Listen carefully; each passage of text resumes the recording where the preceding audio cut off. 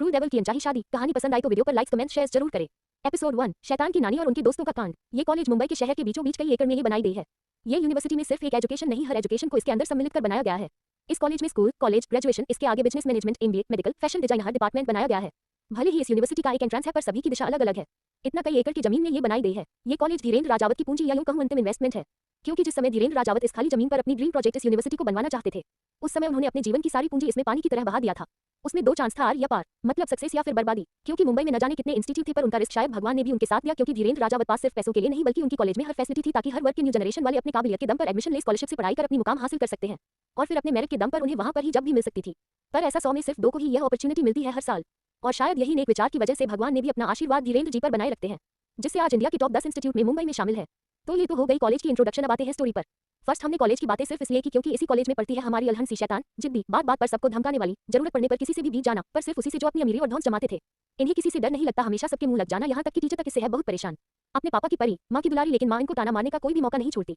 तो आइए जानते हैं अरुंधति ग्रेवाल नायिका। ये है इनका पूरा नाम, पर इन्हें है अपने ही नाम से चीड़ और इन्होंने अपना शॉर्ट नेम और रखा है आरू। और इसलिए इनका अपनी माँ से इस मामले में खटपीट रहती है क्योंकि आरू के मना करने के बावजूद उसके घर में सिर्फ उसकी माँ है जो उसका पूरा नाम लेती है। अब भाई नामकरण भी तो उन्होंने प्यार से किया है साउथ फिल्म अरुंधति देख के, क्योंकि उस फिल्म को देखते देखते तो इस विचित्र प्राणी का जन्म हुआ। पर है तो माँ ही। बिटिया भले ही कितना भी शेर रहे पर माँ तो सवा शेर होती ही है और उसके बार बार मना करने पर भी उसकी माँ को कोई फर्क नहीं पड़ता। अब माँ से तो नहीं लड़ सकती पर मजाल है कि उनकी माँ के अलावा इन्हें कोई दूसरे नाम से पुकारे। अब जरा उनके रूप रंग की बात कर लेते हैं। आरू जिसका सफेद रंग किसी दूध मक्खन की तरह चेहरा, हाइट 5 फीट 2 इंच, आंखें तो ऐसी कि कोई भी दूसरा मुड़कर जरूर देखे। अब भाई इतनी प्यारी ब्लू आंखें तो देखने को बड़ी मुश्किल से मिलता है। शरीर की बनावट किसी रैंप वॉक करती हुई मॉडल की तरह है। सुराहीदार गर्दन, सुडौल और बाल रेशम की तरह घने काले और लंबे जो कि कमर तक आते हैं। इतनी मॉडर्न होकर भी उसने अपने बाल नहीं काट पाए, वजह उनकी माँ गांव की होने की वजह से उन्हें बिल्कुल भी छोटे बाल पसंद नहीं थे और शायद इसी वजह से उस बेचारी के बाल इतने लंबे हो चले थे। पर धीरे धीरे उसे भी अपने बाल बहुत प्यारे लगने लगे थे। खूबसूरत सा शरीर, कुल मिलाकर किसी हीरोइन को भी फेल कर देने वाली बॉडी जिसके लिए कोई शब्द नहीं। अब भाई जितने शब्द थे आप सभी को बता दिया। चेहरे पर मासूमियत ऐसी कि कोई भी देखकर पिघल जाए, पर इस मासूमियत के पीछे शैतान की नानी छुपी हुई है। कोई इस खूबसूरती को फेस टू फेस देखना भी ना चाहे नहीं तो इस शैतान की नानी की नजर जिस भी से मिला वह अपने आप को कोसेगा कि क्यों इस लड़की को देखा। तो आप खुद समझिए, सिर्फ देखने मात्र से यह है तो जो इनके ऊपर कमेंट पास करेगा उसका क्या ही हश्र होगा। पढ़ाई में ठीक ठाक ही है, किसी तरह साल को पास कर निकल ही लेती है। इनकी माँ बनारस की रहने वाली जिसकी वजह से इनके अंदर भी कुछ भोजपुरी भाषा मिक्स हो गई है, जिन्हें ये जहाँ पर आजमाना चाहिए वहाँ पर अपनी भोजपुरी भरपूर यूज करती है। खासकर अपने लड़ने में। अब भाई मुंबई वालों को अच्छी खासी भोजपुरी कितना समझ आएगी, अगर जितना समझ भी आएगी वो उनको गाली ही नजर आती है। आरू की भी गलती नहीं है, वो लड़ने में भोजपुरी इस्तेमाल करती है तो लोगों को गाली ही समझ आता है। इससे आरू का 2 काम हो जाता है। लोगों की नजर में वह गाली भी दे देती है और उसकी जबान भी गंदी नहीं होती है। आइए इस महाशेरनी के कुछ फ्रेंड्स और कॉलेज के बारे में जानते हैं। यह इस समय बीए सेकंड ईयर में पढ़ती है क्योंकि उनके मम्मी पापा तो बिजनेस मैनेजमेंट करवाना चाहते थे, पर उनके रैंक देख इन्हें आज साइंस में ही छोड़ दिया गया कि कम से कम चलो लड़की ग्रेजुएट तो हो ही जाए। यह इस समय ग्रेजुएशन के दूसरे साल में इंटर करती है और पिछले 1 साल से जब से इस कॉलेज में आई है तब से हर किसी के नाक में दम करके रखा है। अब आप सब ये कहेंगे जब भाई इतना बड़ा कॉलेज और नाक में इतना दम की है तो इसे रिस्ट्रिक्ट क्यों नहीं किया गया। अब इसकी भी कहानी लंबी है, यह आपको स्टोरी में ही पता चलेगी। अब इतने बड़े कॉलेज में इतना बड़ा कांड करती फिरती है तो यह अकेले तो होंगे नहीं, उनके कुछ गैंग जो हर समय चाहे या ना चाहे इन्हें अकेला नहीं छोड़ते। तो आइए जान लेते हैं उनके गैंग के बारे में, क्योंकि भाई स्टोरी में अहम भूमिका उन लोगों की भी तो है। बिना दोस्त यारों के कभी कोई कहानी पूरी हुई है। अरुंधति सॉरी शैतान की नानी यानी हमारी मुख्य नायिका आरू, इनके असली क्राइम पार्टनर है प्रियांशु जिसका शॉर्ट नाम प्रियू है, क्योंकि हमारी आरू को हर किसी का छोटा नाम देना बड़ा ही पसंद है। अब भाई उनको लगता है कि यदि उन्होंने अपने नाम को छोटा किया है तो हर किसी का होना चाहिए, अकेले वो क्यों शॉर्ट नाम से जिए। जैसी यह है वैसे ही प्रियू है जो बराबर की भागीदारी और उनके साथ काम करने में लगता है। अब इन्हीं की साइड से तो और अपने दबंगई दिखाई है। अब भाई वजह भी बड़ी है, अब इस कॉलेज की ट्रस्टी का पोता है तो कुछ तो कॉलेज में धौंस जमेगी। प्रियांशु जिसकी हाइट लगभग 5 फीट 9 इंच है, गोरा रंग, बाल काफी घुंघराले, खाने के शौकीन, कान में छोटी सी बाली, कुल मिलाकर इन्हें एक रॉयल लुक देता है। ये है इनके पहले दोस्त, या यूं कहा जाए इनके लंगोटिया यार बचपन के साथी। दूसरा है शिवम, ये है उनके दूसरे दोस्त। शिवम और शिव इंटीरियर डिजाइन के डिपार्टमेंट में 3rd सेमेस्टर में है। अब आप ये सब सोचोगे कि 3rd ईयर में भैया दोस्त कैसे बन सकते हैं। बस इतना ही समझ लो, ये लोग चले थे आरू को रैगिंग करने और परेशान करने, पर आरू ने इनकी ऐसी हवा टाइट कर दी, बेचारे आरू के ही भक्त बन गए और शपथ ली थी कभी किसी को परेशान नहीं करेंगे। तब से आरू के साथ यानी पिछले 1 साल से साथ हैं। शिवम स्वभाव से ड्रामेबाज और मस्त मौला इंसान है, इसका रंग गेहुआ पर देखने में काफी आकर्षक है, हाइट 6 फीट। ये भी अच्छे खासे घर के आते हैं। अब स्टोरी में ही इनके आगे के फ्रेंड के बारे में जानते हैं। उन्हें यूनिवर्सिटी के गेट पर व्हाइट रंग की शर्ट और ब्लैक जींस पहने जो जगह जगह से चित्ते उड़े थे और कहने के नाम पर आजकल के फैशन है। बालों को पोनीटेल बनाए जो उसके पोनी करने के बावजूद कमर तक लहरा रहे थे। हमारी आरू अपनी नजरें इधर उधर कर किसी को ढूंढ रही थी। यह मिस सुशीला कुमारी कहाँ रह गई, देखा नहीं रही। तभी गाड़ी को पाकर वहां पर प्रियांशु आ जाता है और बोलता है, और मेरी जान क्या हुआ, तुम इतनी ज्यादा चिलचिलाती धूप में क्यों खड़ी हो।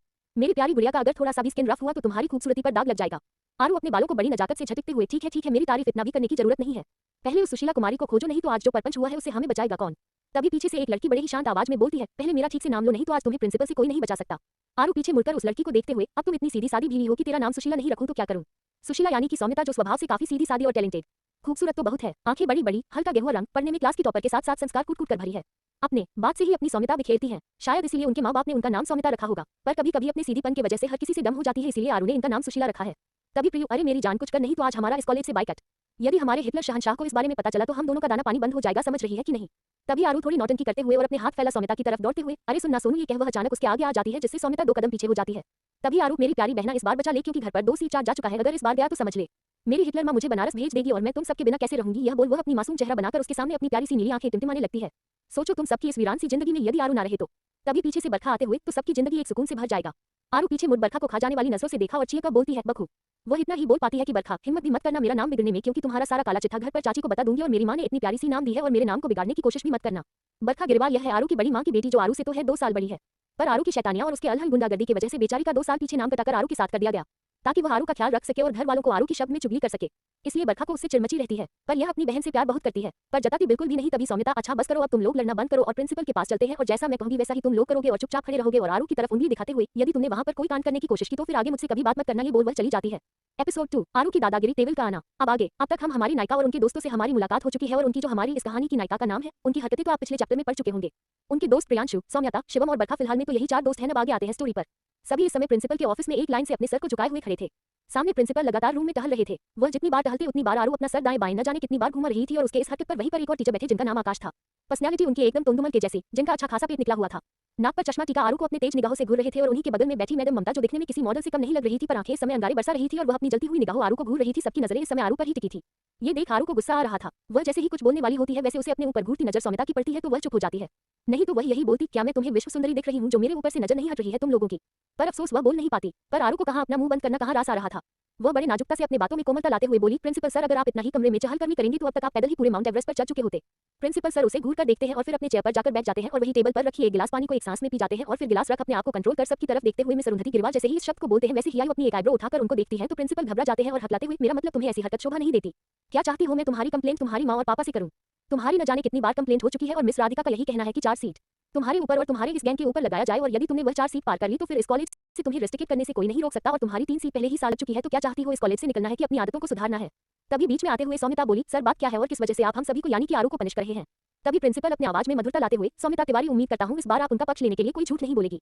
आप हमारे कॉलेज की टॉपर हैं और हर साल टॉप करते हैं, इस वजह से हम आपकी वजह से इनको छोड़ देते हैं, पर इस बार इन्होंने हद कर दी है। यह बोल वह उसे लेडी टीचर की तरफ इशारा करते हुए, यह है ममता, मैं इन्हें तो आप जानती नहीं होगी, यह आपकी हिस्ट्री की टीचर है। अब इन्होंने उनसे 4 सवाल क्या पूछ लिए, इन्हें इतना बुरा लग गया कि इन्होंने इनकी चेयर पर फेविक्विक गिरा दिया जिससे उनके कपड़े जाकर उसे पर चिपक गए। उसके बाद वह जैसे ही उठ वैसे ही सोचते ही प्रिंसिपल की भी हंसी छूट जाती है, पर अगले ही पर वह कंट्रोल करते हैं। ममता में गुस्से में अपने उस बेइज्जती को सोचने लगती है जब वह क्लास में आरू के घमंडपन से नाराज होकर उसे लगातार अपने पढ़ाई की धौंस जमाने लगती है और जब वह आरू को ब्लैक बोर्ड पर आकर कुछ चीज एक्सप्लेन करने के लिए बोलती है। बस फिर क्या था, आरू अपने जेब से फेविक्विक निकाल उन्हें सबक सिखाने के लिए उनकी ही चेयर पर फेविक्विक लगा छोड़ देती है। वह जैसे ही बैठी है वैसे ही साड़ी चिपक जाती है और जबरदस्ती उठने पर पीछे से पूरी साड़ी फट जाती है और सभी के सभी इतने जोर जोर से हंसने लगते हैं और वह अपनी कंप्लेंट प्रिंसिपल से करती है। तभी सौम्यता बोली, सर मैम आरू से गलती हुई है पर इस तरह से रिस्ट्रिक्ट करना ये तो गलत है ना। आप इस बार एक मौका मेरे कहने पर दे दीजिए, मैं अगली बार से इस बात की मैं गारंटी लेती हूँ कि ऐसा कुछ भी हरकत नहीं करेगी प्लीज सर। यह बोलते हुए सौम्यता हाथ जोड़ लेती है। प्रिंसिपल, अब इस मामले में मैं कुछ नहीं कर सकता, तुम्हें मिस ममता से ही इस मामले में बात करनी होगी। तभी ममता में घमंड भरी मुस्कुराहट के साथ, यदि मुझे ये लड़की झुककर बैठकर यदि माफी मांगे तो मैं इसे माफ करने के लिए एक बार सोच सकती हूँ, नहीं तो भूल जाए अपनी पढ़ाई। आरू उन्हें टेढ़ी नजर से घूरती है और एक गहरी सांस लेकर, अब और मैं ये ज्यादा देर तक अच्छी बनने पर ढोंग नहीं कर सकती हूँ। अब बात जो होगी आमने सामने से होगी, यह बोल वह ममता को अपनी गुस्से भरी नजर से घूरने लगती है और प्रिंसिपल को देखते हुए, सर मैंने ऐसा कोई काम नहीं किया है जिसके लिए मुझे आप रिस्ट्रिक्टेड कर सकते हैं। पहली बार कोई सबूत नहीं है, किसी ने मुझे देखा नहीं है कि मैंने ऐसा कोई काम किया है। बात सिर्फ इतनी है कि मैडम इतनी ज्यादा हॉट और सेक्सी बनकर कॉलेज में बच्चों को पाने के लिए आई है। ये बात जैसे ही ममता सुनती है, प्रिंसिपल और आकाश ममता को देखने लगते हैं तो ममता अपनी साड़ी के पल्लू को थोड़ा ऊपर करने लगती है। उसके ऊपर ब्लाउज के हल्के क्लीवेज दिख रहे थे और वह गुस्से में उसे बोलती है, हाउ डेयर यू। तभी आरू बोली, हाउ डेयर यू, डोंट मी वाला गाली मुझे मत दे, मुझे इंग्लिश नहीं आती, हिंदी में बात करिए, भारतीय नारी हूं मैं। और फिर प्रिंसिपल को देखते हुए और ऊपर से एक लड़का इनको देख रहा था तो यह मैडम को बहुत बुरा लग गया और उसे छड़ी से प्रसाद बांटने लगी। तो बस मैंने इतना ही कहा कि जब आप ऐसी साड़ी पहन के कॉलेज में आएंगी तो फिर मन तो सबका फिसलेगा ही। बस मैं तो इतनी सी बात कही और इनको बुरा लग गया और ये लगी मुझे अपनी पढ़ाई का धौंस जमाने। न जाने कौन सा अकबर हुमायूं की पूरी कथा लेकर बैठ गई। अब बताइए सर, मैं बच्ची हूँ, मुझे खुद की अपनी इतिहास पता ही नहीं है, मैं उन सभी लोगों के इतिहास रखकर बैठो। बरखा जब ये सब सुनती है तो वह मन में बोलती है, इतना बड़ा कांड और रायता फैला दी है और कितनी मासूम बन रही है कि मैं कुछ किया नहीं। क्या जरूरत थी मैडम को सबके सामने हॉट एंड सेक्सी इस तरह के शब्द इस्तेमाल करने की? अब ऐसा बोलेगी ये दिन तो देखना ही होगा। तभी आयु, यदि मेरी कंप्लेंट मेरे घर पर करने वाले हैं तो मैं आप दोनों का भांडा फोड़ दूंगी। सभी उसे देखने लगते हैं जैसे उन्हें इस समय एक ही कहावत सूझ रही थी, उल्टा चोर कोतवाल को डांटे। तभी ममता गुर्राते हुए, क्या करेगी, तुम्हारी औकात क्या है? आरू बड़े ही एटीट्यूड के साथ, मेरी औकात क्या है ये तो मुझे खुद ही नहीं पता, पर सभी बोलते हैं मैं काफी पहुंची हुई चीज हूँ। इससे पता चलता है मेरी औकात बाहर में कुछ ज्यादा है। फिलहाल में मैं आप दोनों की बात करती हूँ, यदि चुपचाप यहाँ मामला रफा दफा नहीं किया तो आप दोनों के बीच में जो ये गुपचुप छुप के गुटुर गु चलता है वह मैं सारे कॉलेज को और आप सभी दोनों फैमिली वाले को पूरे लाइव वीडियो के साथ दिखाऊंगी। ये सुनते ही सभी उन्हें आंखें फाड़े देखने लगते हैं, यहाँ तक कि उसके सारे दोस्त भी। प्रियांशु नाराज भरी आंखों से देखते हुए, पार्टनर क्या तुमने मेरे साथ पार्टनरशिप तोड़ दी है जो मुझे इस गेम में शामिल नहीं किया? उसकी ऐसी बातें सुन सौम्या और बरखा दोनों ही उसे अजीब नजर उसे देखने लगते हैं जैसे वही कह रहा हो कि तू कुआं में कूदने से पहले मुझे भी तो बताती तो मैं भी तेरे साथ कूदता। तभी आरू अपने बैग से अपना मोबाइल निकाल सामने रख डिस्प्ले पर कनेक्ट कर चला देता है। उसे डिस्प्ले पर जैसे जैसे वीडियो चल रही थी वैसे वैसे सबकी साथ से थम जाती है। तभी प्रिंसिपल चिल्लाते हुए, ये सब क्या है और ऐसा कुछ नहीं है, मैंने तो बस इन्हें संभाला था। तभी आरू बोलती है, ये तो आप जानते हैं, ये बात आप अपनी प्यारी वाइफ को कैसे समझाएंगे? अपनी वाइफ के नाम सुनते ही प्रिंसिपल डर से काम जाते हैं और ममता गुस्से में, तुम क्या इस चिप वीडियो से मुझे फुसलाने चली हो? दरअसल वह वीडियो तब की थी जब प्रिंसिपल सर अपने केबिन से निकल रहे थे और ममता उनके क्लासरूम में आ रही थी। अचानक दोनों को टक्कर लगने की वजह से वह गिरने वाली थी। तभी प्रिंसिपल सर उन्हें कमर से पकड़ उन्हें बच्चा देते हैं। भाई गिरते वक्त उनका कमर ही उनके हाथ लगा था तो उनकी भी क्या गलती, पर इसका फायदा वहां पर आप जो प्रिंसिपल की कैबिन में आई थी इस पोजीशन में देखा वह उनकी 10 सेकंड्स वीडियो और फोटो खींच लेती है। देखने से ऐसा लग रहा था जैसे दोनों काफी करीब हैं। ममता कुछ कहने वाली होती है तभी प्रिंसिपल सर थोड़े स्ट्रेट होकर, मिस मुखर्जी मानता हूं कि इन्होंने आपके साथ गलत किया है, पर आपको नहीं लगता कि एक छोटी सी बात के लिए किसी को सजा देना और कॉलेज से बाहर निकालना ये गलत है। प्रिंसिपल को ऐसे पलटते देखा ममता हैरान हो जाती है। तभी वह बोलती है सर इसने मेरी बेइज्जती की। तभी प्रिंसिपल सर बोलते हैं बच्ची है बच्चे समझकर माफ कर दो, वैसे भी कहावत सुनी है ना, क्षमा बदन को चाहिए छोटन को उत्पात का घट्यो हरि विष्णु का जब भरी गुमारी लात। तभी प्रिंसिपल आरू की तरफ देखते हुए अब आप आइंदा से ऐसा कुछ नहीं करेगी। आरू मासूमियत से सिरहा में हिला, बिल्कुल सर मैं कोशिश करूंगी यदि मुझसे हो पाएगा तो। ये बोल वह प्रिंसिपल से बोलती है क्या हम जा सकते हैं। प्रिंसिपल उसे जाने का इशारा करता है। उसके जाते ही जैसे ही ममता कुछ कहने वाली होती है तभी प्रिंसिपल सर थोड़ी स्ट्रिक्ट होकर मिस ममता आप इतना तो जानती है ना कि आप यहाँ पर इस कॉलेज में इतनी मेहनत से यहाँ पर पढ़ाने के लिए आई है और यदि बिना किसी रीजन का अगर आपको और मेरा नाम बदनाम होता है तो आपको क्या लगता है कि आप इस कॉलेज में टिक पाएंगी। ममता चुप हो जाती है। ममता वहां से जाने लगती है तो प्रिंसिपल बोलते हैं और हो सकेगा तो इस बात को यहीं पर खत्म कर दीजिएगा और उस लड़की से दूरी बनाकर रहिएगा। एक टीचर होने के नाते आपका ये फर्ज है कि आप बच्चों को कुछ अच्छा सिखाएं, ना कि बच्चों का ध्यान किसी गलत जगह पर टिके। ममता टीचर प्रिंसिपल के कहे हुए शब्द को बहुत अच्छे से समझ रही थी और अपने मुट्ठी कसते हुए मन में बोली आर गिरवाल तेरी इतनी हिम्मत कैसे हुई कि तूने मेरे कपड़े पर कमेंट किया और खुद के कपड़े को नहीं देखा जो तू कटे फटे पहनती है। जस्ट वेट एंड वॉच, जैसे तुमने मेरे कपड़े को लेकर मेरी इज्जत उड़वाई वैसे ही सुख समेत मैं तुम्हारी इज्जत ना उड़ाई। तुम्हारी तो मेरा भी नाम ममता मुखर्जी नहीं।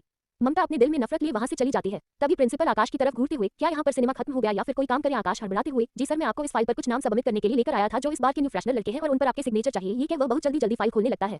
वही अपनी क्लास अटेंड कर सभी इस समय लंच के लिए कैंटीन में बैठे हुए थे। सौम्यता आरू से इस समय बात नहीं कर रही थी। तभी सौम्यता का मूड ठीक करते हुए प्रियांशु बोलता है वैसे आरू तुझे पता है ये किसी की गुड के साथ साथ हमारे लिए बैड न्यूज है। मेरे देवल भाई आ रहे हैं। सौम्यता जैसे ही यह सुनती है उसके दिल की धड़कन बढ़ जाती है, आंखों में हल्की नमी आ जाती है और चेहरे पर एक खुशी में स्माइल।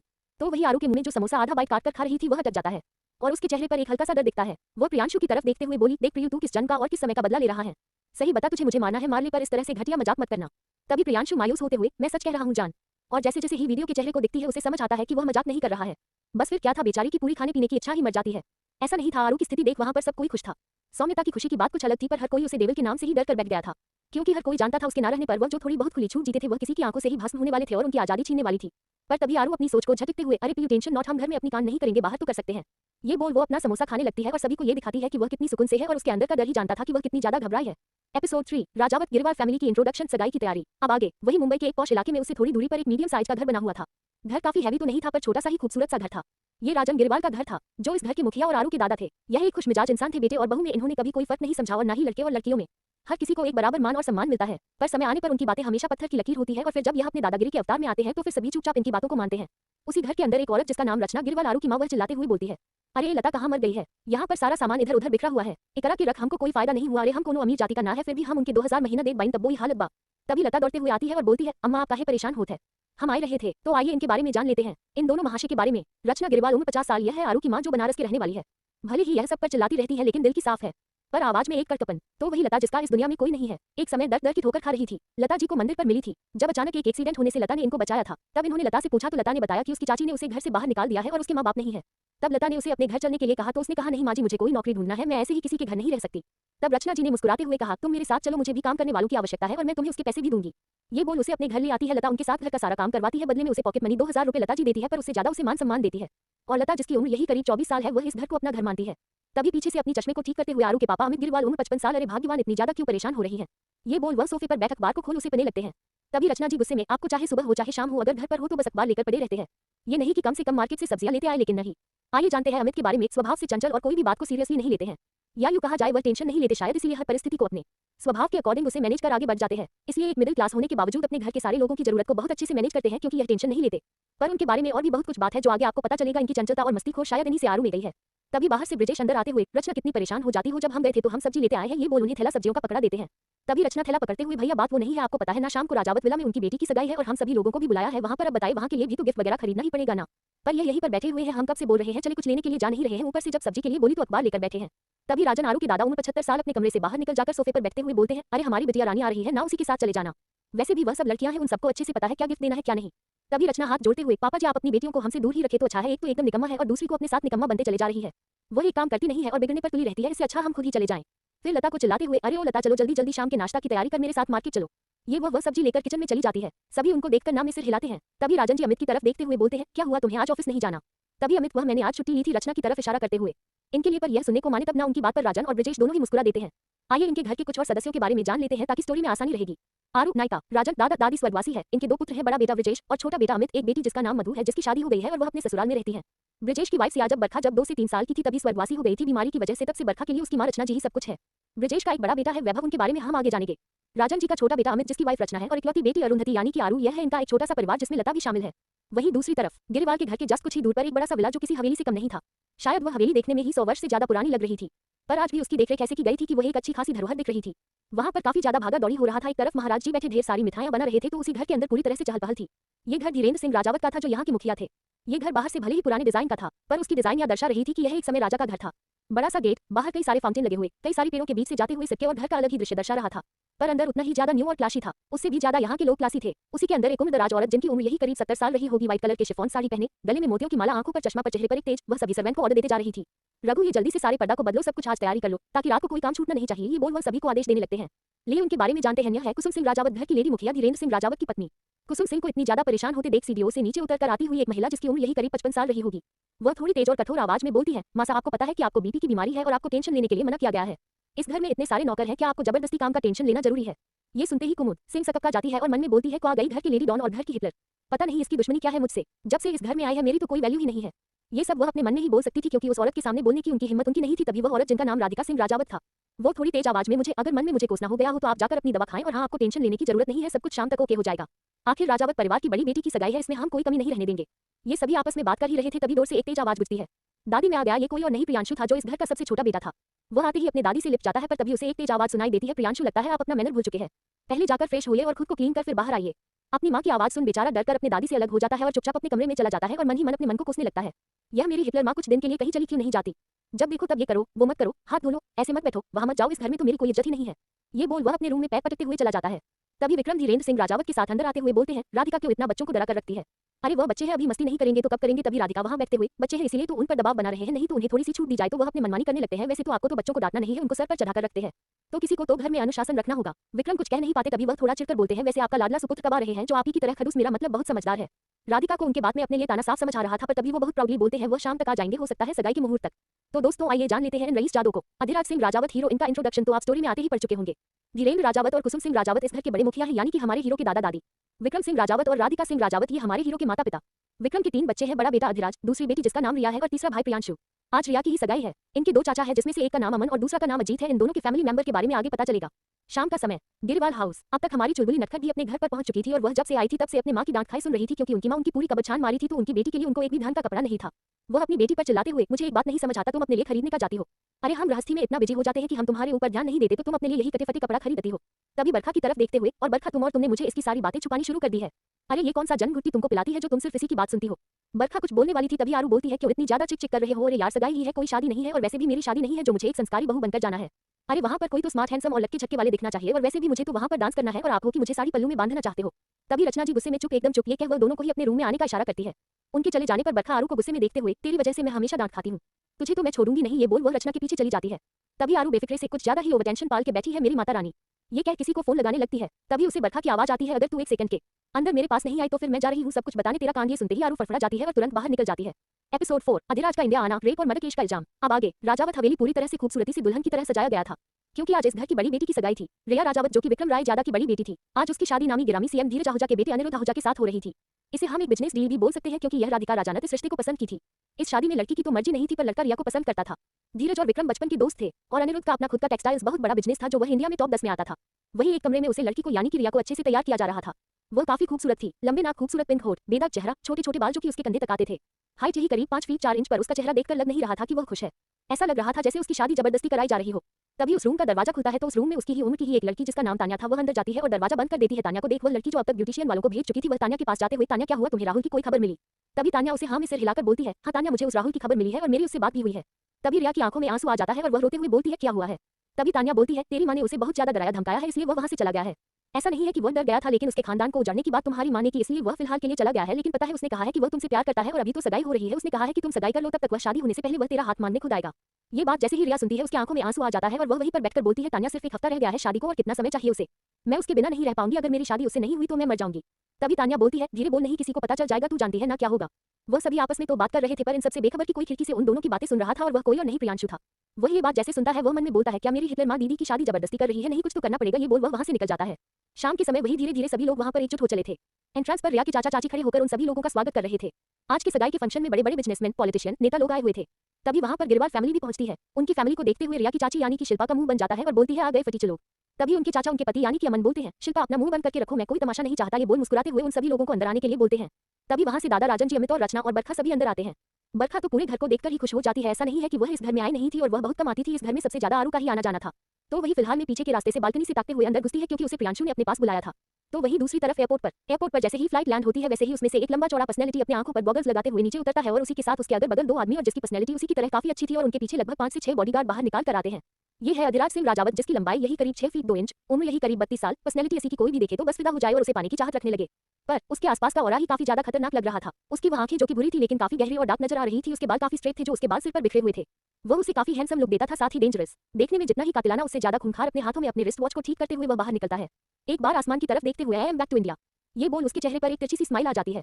पर वह अपने स्माइल को अपने अंदर ही दबा लेता है। उसके बाद वह बाहर निकलता है तो उसके पीछे उसके आदमी भी उसको कवर करते हुए निकल जाते हैं।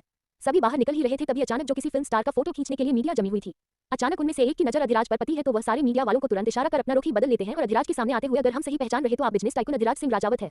सर, अचानक आप यहाँ मुंबई में। तभी दूसरा रिपोर्टर, आप तो पिछले 7 सालों से यहाँ पर नहीं थे, सुना कि आप अपने बिजनेस को फैलाने के लिए वहाँ पर गए हुए थे। तभी तीसरा रिपोर्टर, सर सुनने में ऐसा भी आया है कि आपके ऊपर जो रेप केस लगा था शायद उससे बचने के लिए आप यहाँ से इंडिया से भागे थे। ये बात जैसे ही अधिराज के कान में पड़ता है वह अपने हाथों की मुठ्ठियां कस देता है और उसकी आंखें काफी लाल हो जाती है। वह जैसे ही गुस्से में कुछ बोलने वाला होता है वैसे ही उसके बगल में खड़ा प्रीतम बोलता है, कुछ ज्यादा ही आप लोगों को नॉलेज नहीं हो गई है, जितना तो हमें खुद ही नहीं पता। उसकी ऐसी बातें सुन सारे मीडिया वाले उसे देखने लगते हैं तो प्रीतम घूरते हुए, अगर आप लोगों को ज्यादा ही सवाल के जवाब चाहिए तो हम स्पेशली आप लोगों के लिए एक मीटिंग रख देते हैं, उसके बाद ही आपके सवालों का अच्छे से जवाब मिलेगा।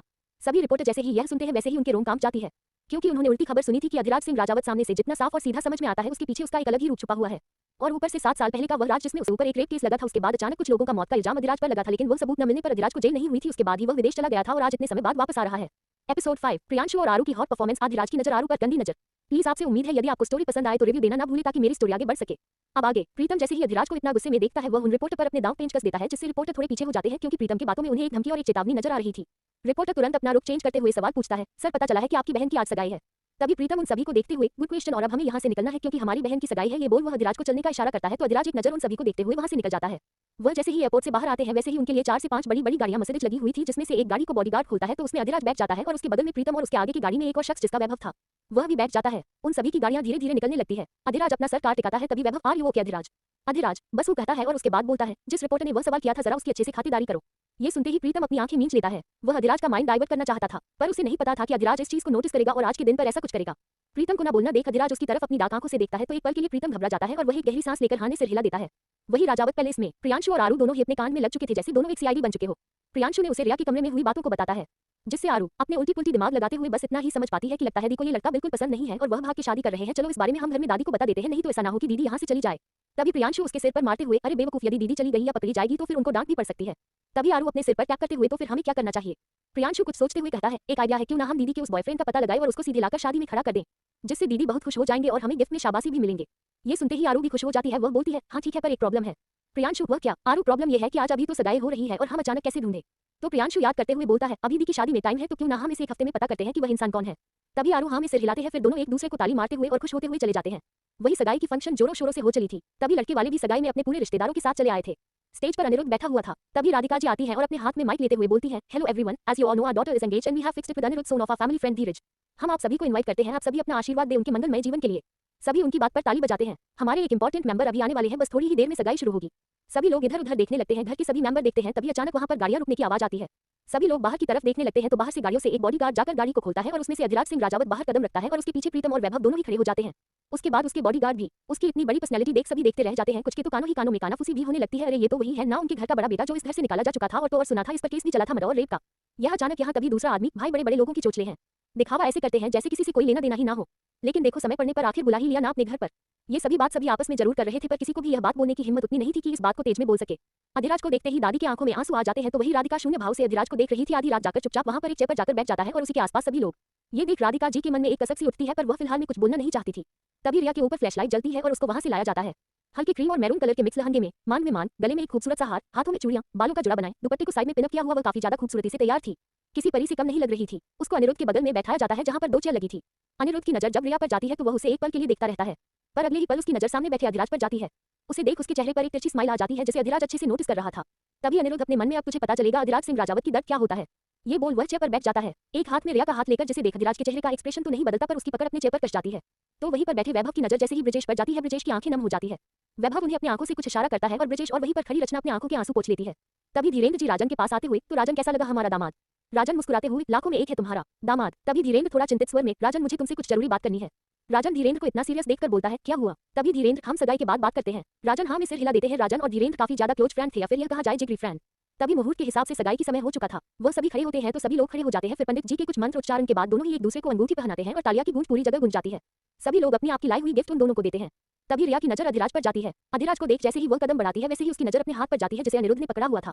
तभी विक्रम जी कहते हैं, हेलो गाइस, आप सभी लोग बिना करके ही यहाँ से जाइए। बोल जैसे ही सब लोग वहाँ से जाने लगते हैं वैसे ही एक माइक से आवाज आती है, अरे रुको भाई रुको, बिना किसी लक्के झक्के डांस वांस की कोई सगाई भी पूरी होती है क्या? सभी यह आवाज सुन रुक जाते हैं तो राधिका जी दादी को देखते हुए, उम्मीद करता हूँ कि आपका पोता कुछ बवाल ना करे। तभी दादी अपने ही बहू को उल्टा घूरते हुए, बहू तुमको ऐसा क्यों लगता है? इस घर में जो कुछ भी बवाल होता है सब मैं करवाती हूँ, मेरे सर पर बंदूक लिए चढ़ जाती हो। राधिका जी कुछ नहीं बोलती। शायद उनके बेटे की यह लैंग्वेज उनकी प्यारी सासू माँ से ही गई थी। तभी स्टेज के एक साइड में दो लोगों के ऊपर एक फ्लैशलाइट जलता है और तभी डीजे वाला एक सॉन्ग चलाता है। इस पर एक प्रियांशु शाहरुख खान बनकर आता है जो ब्लैक रंग का 3 पीस सूट पहने, तो वही आरू सुष्मिता सेन के गेटअप में थी। हाँ, सुष्मिता सेन की तरह हॉट रेड कलर की साड़ी नहीं पहनी थी, पर उसने अपने लहंगे को ही हॉट लुक दिया था। डांस करने के लिए वह अपने दुपट्टे को हटा दी थी क्योंकि उसे ये सब पहनने की आदत नहीं थी और उसे डांस करना था। सॉन्ग मैं हूं ना, अगर इस गाने को फील करना हो तो इसका वीडियो जरूर देखना यूट्यूब पर। प्रियांशु आरू के पास आते हुए लिरिक्स गाता है, गोरी गोरी गोरी गोरी गोरी गोरी, कभी कभी कहीं कहीं चोरी चोरी, चुप चुप के तुम मिल करो, प्यारी प्यारी बातें किया करो, परियों ना मिलना किसी से कभी हमारे सिवा। सॉन्ग मैं हूं ना। उन दोनों के ऐसे कपल डांस करते देख सभी हुटिंग करने लगते हैं। वो दोनों कितने परफेक्ट तरीके से स्टेज पर डांस कर रहे थे। कुछ तो उनके डांस को देखने में बिजी थी तो वही कुछ की नजरें आरू की बॉडी पर थी। अब थी ही आरू इतनी ज्यादा खूबसूरत, पर उस अल्हड़ को कहाँ होश था कि वह क्या कर रही है। उसे तो बस अपने एंजॉयमेंट से मतलब था। वही आरू को देख रचना जी का दिमाग गर्म हो जाता है। वह एक नजर अपने पति को देखती है तो उनके पति अमित धीरे से खिसक जाते हैं। गोरी गोरी चोरी चोरी गोरे गोरे गोरे गोरे गोरे, जो तुम हो आ गए तो सपने छा गए, जो तुम हो मेहरबान तो रुत है जवान, जो हम है मिल गए तो गुल है खिल गए, जो हम तुम है यहाँ तो महका समा। प्रियांशु आरू के हाथ को पकड़ उसे राउंड घुमाकर उसके कमर पर हाथ डालकर दोनों ही अपने पैरों को हिलाते हुए डांस करने लगते हैं। तभी वहां पर एक लड़का जिसकी उम्र यही करीब 0.28 साल ही होगी वह आता है और वहां एक कोने में खड़ी बरखा का हाथ पकड़ खींचकर स्टेज पर ले जाता है। बरखा हड़बड़ा जाती है तो वह लड़का उसके हाथों को पकड़ उसे मूव करते हुए डांस कर बोलता है, भीगी भीगी भीनी भीनी है हवा, खोई खोई सोई सोई है फिजा, धीरे धीरे हमें ये क्या हो गया, होले होले होशिक हो गया, अब ना रहे तुम्हें याद कोई भी हमारे सिवा, गोरी गोरी चोरी चोरी, गोर गोर कोरे कोरे। ये लिरिक्स गाते हुए वह बरखा को अपने पास खींच लेता है तो बरखा दूर होकर जाकर प्रियांशु और आरू के साथ डांस करने लगती है। तो वही वह लड़का जिसका नाम आदित्य था वह अपने सर को झटकते हुए जाकर उन सभी को ज्वाइन कर धूम मचाने लगता है। तभी आरू नाचते हुए जाती है और दादी को अपने साथ लेकर जाकर उनके साथ डांस करने लगती है। तभी आरू की नजर वैभव पर जाती है और वह वैभव के पास जाकर डांस करते हुए उसका हाथ बड़े ही अदा के साथ पकड़ती है। आरू की आंखें थोड़ी सी नम थी पर वह उसका हाथ पकड़कर खींचती है तो उसके हाथ अधिराज से टच हो जाते हैं। अधिराज जो ना जाने कब से उसकी नजर सिर्फ और सिर्फ आरू पर ही टिकी थी। वह अपनी घुरती नजर आरू पर डालने लगता है। तभी आरू वैभव को पकड़ खींचते हुए लिरिक्स गाती है, जो है ये दूरियां तो है बेताबियां, जो पास आओ यहाँ तो हाजिर है जान, जो तुम बेताब हो तो अब तुम ये सुनो, जो तुम इस दिल में हो तो दूरी कहाँ। स्टेज पर धीरे धीरे सारे लोग डांस करने के लिए आ जाते हैं। अब भाई डीजे में ये सॉन्ग है ही इतना तेज कि किसी के भी पैर थिरक जाए। तभी प्रियांशु आकर सौमिता जो एक तरफ खड़ी होकर एकटक वैभव को देख रही थी उसे खींच कर लाता है और स्टेज पर खड़ा होकर उसके साथ डांस कर बोलता है। तभी आरू भी उसे ज्वाइन कर लेती है। जरा जरा झुकी झुकी सी नजर, अभी अभी थोड़ी थोड़ी थी इधर, मीठी मीठी बातें कहो तो कहो पर लेकिन कभी तुम रहो। तभी वैभव सौगिता के पास आता है और उसका हाथ पकड़ डांस करते हुए बोलता है, कुछ दिन काटो और जिंदगी हमारे सिवा, गोरी गोरी चोरी चोरी छुप छुप हमारे सिवा, गोर गोर कोरे कोरे देखो देखो हम दोनों कोई हमारे सिवा। फिर सभी स्टेज पर डांस करने लगते हैं। गोरी गोरी चोरी चोरी गोरे गोरे कोरे कोरे। सभी के इतने हॉट परफॉर्मेंस के बाद पूरे हॉल में तालियां की गूंज उठती है। तभी अधिराज के कान में किसी की आवाज गुजती है, यार क्या मस्त माल है, देखना क्या कमर है, उसकी क्या फिगर है, उसका क्या बॉडी है, देख कितनी गोरी है। तभी एक आदमी उससे कहता है, अरे वह इसी घर की मेंबर होगी। तो दूसरा कहता है, जरा देख यहाँ पर सभी को सभी ने डांस किया है, सभी के सभी ढंग कपड़े पहने हैं, पर यह मैडम बिना दुपट्टे के लिए ऐसे कुछ डांस कर रही है, जरूर कोई डांस वाली है और सभी को अपने तरफ अट्रैक्ट कर रही है अपने हॉट बॉडी को दिखाकर। चलना कुछ एंजॉयमेंट हम भी करते हैं। अधिराज उन सबकी बात सुन बिना किसी भाव की सिर्फ आरू को देखे जा रहा था। उसके मन में वह वैसे भी ऐसे कपड़े पहनने वाली लड़कियों को बिल्कुल भी पसंद नहीं करता था, जिसके अंदर शर्म लिहाज नाम की कोई चीज ना हो। उनकी ऐसी परफॉर्मेंस पर सभी उन दोनों की तारीफ करते हैं और सभी किसी अच्छे डांसर की तरह सभी की तारीफ को एक्सेप्ट करते हैं। और दादी उनके पास जाकर तुम दोनों को किसी की नजर ना लगे ये कह दोनों की बलाई लेती है, अगर तुम दोनों ना होते तो ये तो कितना फीका फीका सा लगता था। तभी आरू दादी माँ से बोली, टेंशन नोट मेरी जान, जब तक हम हैं आपकी इस बेरंग जिंदगी में हम रंग भरते रहेंगे। तभी आरू की नजर अपने ऊपर किसी की घुरती तीखी नजर पड़ती है। जब वह उधर देखती है तो वह खिसियानी हंसी के साथ धीरे से दादी से बोली, दादी मेरी माँ और आपकी हिटलर बहू दोनों ऐसे देख रही है जैसे मुझे कच्चा खा जाएंगे, मैं निकल रही हूँ। ये बोल वह वहाँ से भाग जाती है। आरू को जाते देख वह दोनों आदमी जो आरू पर गंदे कमेंट्स कर रहे थे उनके चेहरे पर एक शातिर मुस्कान आ जाती है और वह वहाँ से आरू की दिशा में चले जाते हैं। एपिसोड 6, हर लड़की अबला नारी नहीं होती है। सीईओ अधिराज सिंह राजावत वैभव की मार। अब आगे आरू अपने मन में रचना और राधिका से बचने के लिए वो तुरंत वहाँ से दुम दबाकर भागती है। वही आरू को दूसरी तरफ जाते हुए दोनों आदमी जो कि राधिका जी के बिजनेस पार्टनर रजत मिश्रा का बेटा रोहन और राहुल था, जो एक नंबर के अयाश है, वह जैसे ही आरू के पीछे जाते हैं तब तक वो वहाँ से निकल चुकी थी। वह सभी इधर उधर घूमने लगते हैं कि उन्हें किसी की सीटी बजाने की आवाज आती है। वह पीछे मुड़कर देखते हैं तो आरू बाथरूम के दरवाजे से लगी एक हाथ कमर पर रखे हाथ दरवाजे पर टिका उन दोनों को बड़े ही अदा के साथ देख रही थी। ये देख दोनों एक दूसरे को देखने लगते हैं। तभी आरू उन सभी को अपने हाथ की उंगली से इशारा कर अपने पास बुलाती है। ये देख तो जैसे दोनों को जन्नत मिल गई हो। तभी रोहन आगे जाते हुए, क्या बात है, मैंने तो सोचा था तेरे पीछे बड़ा मेहनत करना पड़ेगा, पर यहाँ तो सीधे हाथ में आकर प्रसाद गिर रहा है। तभी राहुल से हंसते हुए, अब भाई प्रसाद हमारे हाथों में गिर रहा है तो उसे लेना भी तो भाई मजबूरी है, क्योंकि हमारी मॉम कहती है कि यदि कोई प्रसाद दे तो उसे कभी भी मना नहीं करना चाहिए। ये बोल दोनों घटिया हंसी हंसने लगते हैं। आरू मुस्कुराते हुए बड़ी अदा के साथ उन दोनों के पास आती है। तभी वह राहुल के चेहरे पर हाथ फिराते हुए बोलती है, और तुम्हारी अम्मा ने यह नहीं सिखाया कि किसी लड़की को छेड़ोगी तो बहुत कुछ तुम्हारे साथ हो सकता है। तभी रोहन जोर जोर से हंसते हुए, हमें कौन पकड़ेगा, तुम्हें पता भी है हमारे पिता यहाँ की कितने बड़े बिजनेसमैन हैं और आज जिस घर में तुम नाच रही हो ना उसी घर की बिजनेस वुमेन वो जो राधिका राजावत है वह हमारे पापा की बिजनेस पार्टनर है। तो सोचो जब हमारे इतने बड़े बड़े लोगों से कांटेक्ट है तो भला हमें क्या हो सकता है। तभी आरू अपने सर पर अपने हाथ रख कुछ सोचने का नाटक करते हुए बात तो सही है तो फिर क्या इरादा है। ये बोल उन दोनों को देखने लगती है। तभी राहुल उसके पास आते हुए इरादा क्या है, बस तुम्हें खा जाने का इरादा है। तभी आरू थोड़ा मायूस होते हुए पर मैं तो एक नाजुक सी कली छोटी सी बच्ची हूँ और तुम दोनों ही मुझे खाना चाहते हो, ये तो गलत बात है। फिर आरू थोड़ी एक्साइट होते हुए वैसे मेरे पास एक आइडिया है, क्यों ना तुम दोनों मुझे एक एक करके खाओ। ये बात सुनते ही दोनों एक दूसरे को देखने लगते हैं। तभी आयु बोलती है, देखो मेरी जैसी चंपा चमेली गुलाब गुड़हल की कली को पाने के लिए कुछ तो मेहनत बनता है। वो दोनों उसके बातों में आते हुए वह क्या। तभी आरू बोलती है, क्यों ना तुम दोनों में एक कंपटीशन हो जाए। रोहन कैसा कंपटीशन। तभी आरू बड़े ही अदा के साथ अपने बालों से खेलते हुए बोली, कंपटीशन यह है कि मुझे नाजुक लोग पसंद नहीं है। हालांकि मैं नाजुक कली ही हूं पर मुझे वही पसंद है जो हटे कट्टे ताकतवर हो। तभी रोहन अपने शर्ट को ऊपर करते हुए, शायद तुम जानती नहीं कि हमारे अंदर कितनी ताकत है, हमने अपनी बॉडी ऐसे ही नहीं बना रखी है। तभी आरू बोलती है, तो तुम उसे प्रूव करो। तभी रोहन, क्या करना है हमें। आरू, तुम दोनों आपस में फाइट करोगे और जो इस फाइट से जीतेगा समझ लो जो तुम चाहते हो मैं उसे करने के लिए तैयार हूं। फिर क्या था, आरू की लगाई आग उन दोनों पर भड़क जाती है और तभी रोहन, जो कि राहुल अभी सोच ही रहा था, उसके चेहरे पर एक मुक्का जड़ देता है। तभी राहुल को याद आता है कि सामने वाली लड़की ने क्या शर्त रखी है, वह भी उठकर रोहन के मुंह पर एक जोर सा मुक्का मारता है। फिर क्या था, दोनों के ही अंदर फाइट शुरू हो जाती है। दोनों ही जैसे एक दूसरे से जीतने के लिए एक दूसरे के खून के प्यासे हो जाते हैं, कुत्ते बिल्ली की तरह एक दूसरे पर पंजा मारने लगते हैं। उधर आरू इन दोनों को एक दूसरे से लड़ता देखकर अपने दूसरे तरफ छुपे प्रियांशु को आवाज लगती है। प्रियांशु, जो कि ब्लूटूथ के जरिए वह सब कुछ आरू से कहलवा रहा था जो आरू ने अभी रोहन और राहुल से कहा था। तभी प्रियांशु और आरू दोनों में एक दूसरे को हाई फाई देते हैं और दोनों वहां से चुपके से निकल जाते हैं। तभी इन दोनों की फाइट और चीख की आवाज सुन उधर डीजे की आवाज बंद हो जाने से पूरे हॉल में गूंजता है तो सभी इधर भाग कर आते हैं। सभी देखते हैं कि दोनों के सर से मुंह से नाक से खून निकल रहा है। तभी रजत मिश्रा दौड़ते हुए जाकर बोलते हैं, क्या कर रहे हो तुम लोग, छोड़ो उसको। पर दोनों मान ही नहीं रहे थे। तभी कुछ बॉडीगार्ड जाकर उन दोनों को एक दूसरे से छुड़ाते हैं। तभी वहां पर राधिका, धीरेन्द्र हर कोई आ जाता है पर वही अधिराज सब कुछ देख रहा था। तभी राधिका थोड़ी तेज आवाज में, मिश्रा जी, हमें नहीं पता था कि आपके बेटे इस तरह से किसी फंक्शन को खराब करते हैं। ये कह वह उन दोनों को घूरने लगती है। तभी रजत थोड़ा तेज आवाज में, यह क्या कर रहे थे तुम लोग। तभी रोहन बोलता है, डैड पहले उस लड़की के साथ में जाऊंगा तो फिर राहुल बोलता है, पहले मैं जाऊंगा। तभी रजत गुस्से में, किस लड़की की तुम लोग बात कर रहे हो। तभी वह सब इधर उधर देखते हैं तो एक कोने में प्रियांशु के साथ खड़ी आरू की तरफ इशारा करते हुए, उस लड़की के साथ। ये सुनते ही रजत अपने चेहरे का पसीना पोंछने लगता है। तभी राहुल कुछ आगे बोल पाता कि उसके चेहरे पर एक जोरों का मुक्का पड़ता है। तो वह देखता है तो सामने एक हट्टा कट्टा लंबा पर्सनैलिटी वाला आदमी खड़ा था। वह कोई और नहीं, वैभव था। वह उन दोनों का ही काला पकड़ खींचकर उठाते हुए, तुम दोनों की हिम्मत भी कैसे हुई मेरे बहन के ऊपर नजर डालने की। ये कह वह उन दोनों को दूर धकेल देता है। रजत कुछ कह नहीं पाता क्योंकि वह अच्छे से जानता था कि वैभव कौन है। उधर आरू ये देख अपने ही जीत पर मुस्कुराते हुए मन में, अब आया मजा, बच्चों चले थे लड़की को छेड़ने। क्या समझ रखा है कि लड़कियां अबला नारी होती है, तुम दोनों की ऐसी की तैसी। तभी वह दोनों एक दूसरे को देख एक बार आरू को देखते हैं जो मुस्कुरा रही थी। वह समझ जाते हैं कि उन दोनों को बेवकूफ बनाया गया था। तभी रजत राधिका से माफी मांगते हुए, मिसेज राजा बताया, आई एम सो सॉरी, मुझे नहीं पता था ये सब ऐसी हरकत यहाँ पर करेंगे। राधिका, आप यहाँ से इन दोनों को तुरंत का तुरंत ले जाए क्योंकि यह कुछ देर और रुक गए तो मैं क्या कर जाऊंगी, मुझे नहीं पता। राधिका जी का आवाज ही उन सभी लोगों के लिए एक वार्निंग भरी थी। तभी रजत तुरंत वहां से अपने बेटे को लेकर निकल जाते हैं। पर जाते जाते राहुल और रोहन आरू को अपनी नफरत और गुस्से भरी निगाहों से देखते हुए मन ही मन में बोलते हैं, इस बेइज्जती का बदला तो तुझे में सुध समेत वापस। पार्टी धीरे धीरे खत्म हो जाती है। तभी धीरज विक्रम से आकर अब विदा लेने की बारी है और शादी की तैयारी जोरों शोरों से करने के लिए बोलते हैं। सभी खुश हो जाते हैं। धीरज की नजर अधिराज हो जाती है तो वह विक्रम को देख बोलते हैं, विक्रम वह तुम्हारा बेटा अधिराज ही है ना। कोई कुछ जवाब देता तभी अधिराज अपने वाइन के गिलास जो कि उसके हाथ में था उसे पीते हुए उनके पास आता है और बोलता है, आंखें कमजोर हो गई है आपकी मिस्टर आहूजा। सिर्फ 7 साल में ही आप मुझे पहचानने की कोशिश कर रहे हैं। उसकी ऐसी बातें और उसकी इतनी कड़क आवाज सुन वहां पर सभी लोग उसे देखने लगते हैं। तभी अधिराज अभिमन्यु के पास जाते हुए, कंग्रेचुलेशंस अनिरुद्ध आहूजा, उम्मीद कर रहा हूं जैसा सब कुछ दिखाने की कोशिश हो रहा है वैसा ही सब कुछ रहे और मेरी इकलौती बहन आपके यहाँ सुरक्षित रहे। ये सुनते ही अनिरुद्ध की नजर एक बार के लिए रिया पर जाती है। फिर वह तिरछी मुस्कुराहट के साथ एक कहावत सुनी है ना आपने, अधिराज सिंह राजावत, जैसी करनी वैसी भरनी, जैसा कर्म वैसा फल। तो आप सभी के कमे इतने अच्छे हैं कि आपसे रिलेटेड किसी भी लोगों के साथ बुरा हो ही नहीं सकता है। ये सुनते ही अधिराज के हाथों की मुठिया कस जाती है। तभी अधिराज एक सार्कास्टिक स्माइल के साथ, कर्म अच्छे हो या बुरे हो, अपने से जुड़े लोगों की खरोच को भी मैं बिल्कुल बर्दाश्त नहीं कर सकता हूँ। दुनिया यहाँ की वहाँ और तहस का नहस कर दूंगा। यह मेरी फितरत है और उसका एक सबूत भी मैं किसी के हाथ नहीं लगने दूंगा कि यह जो ज्वालामुखी फटा है वह फटा है या फिर किसी ने फाड़ा है। ये बात जैसे ही अनिरुद्ध सुनता है वह गुस्से में कुछ बोलते ही वाला था तभी राधिका की आवाज आती है। Hello everyone, attention please. मैं आप सभी से आज इस खुशी के मौके पर कुछ कहना चाहती हूँ और उस खुशी के साथ साथ वह एक सरप्राइज है जो मैं आप सभी को अपनी बेटी की शादी वाले दिन ही देना चाहती हूँ। सभी राधिका जी की तरफ देखने लगते हैं तो राधिका बोलती है, इतने बड़े राजावत कॉर्पोरेशन जिसे मैं और मेरे फैमिली ने मिलकर इतनी ऊंचाइयों पर पहुंचाया है कि आज देश से विदेश कंपनी है और इंडिया में टॉप 5 नंबर पर आज है और इसका सबसे बड़ा श्रेय हमारे बड़े बेटे अधिराज सिंह राजावत पर जाती है। हमारे कॉर्पोरेशन के साथ साथ हमारे बेटे अधिराज सिंह ने अपनी खुद की कई कंपनी खोली जो आज टॉप 5 में आती है। लेकिन अब हम भी अपने काम से रिटायर होना चाहते हैं, यानी कि ऑफिस से रिटायर, और हम अपनी कंपनी का सीईओ अधिराज सिंह राजावत को घोषित करते हैं। ये बात सुनते ही वहां पर एक तालियां की गूंज उठती है।